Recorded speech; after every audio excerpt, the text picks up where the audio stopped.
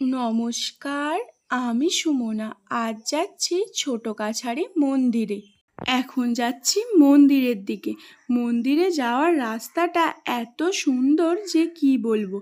এবার চলে এলাম মন্দিরে। এই মন্দিরটা মহাদেবের মন্দির। এবার একটু ঘন্টা বাজিয়ে মন্দিরের ভিতরে ঢুকে গেলাম। মন্দিরে মহাদেব জীবন্ত বিরাজমান। এই দেখুন মহাদেবের মূর্তিটা। মহাদেবের মূর্তিটা দেখলেই মনটা একদম জুড়িয়ে যাবে। আর মহাদেবের পাশেই আছেন মা কালীর মূর্তি। এই মন্দিরে নিত্য পুজো করা হয়। এবার একটু প্রদীপের তাপ নিয়ে নিলাম। এবার ব্রাহ্মণ দাদু আমাদের পূজার প্রসাদ খেতে দিয়ে দিল। ঠাকুরকে প্রণাম করে প্রসাদ খেয়ে এবার চলে এলাম বাইরের দিকে।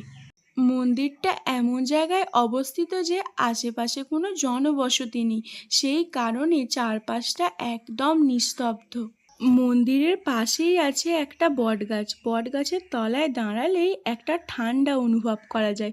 এই জন্যই তো এখানে আসতে আমার এত ভালো লাগে। মহাদেবের মন্দিরের অপর দিকে আছে আরেকটা মা কালীর মন্দির। মহাদেবের মন্দিরের পাশ দিয়ে বয়ে গেছে একটা চওড়া খাল। কেমন লাগলো আমাদের ছোট কাছারি মন্দির? ভালো লাগলে কমেন্টে জানাবেন। ভালো থাকবেন, সুস্থ থাকবেন।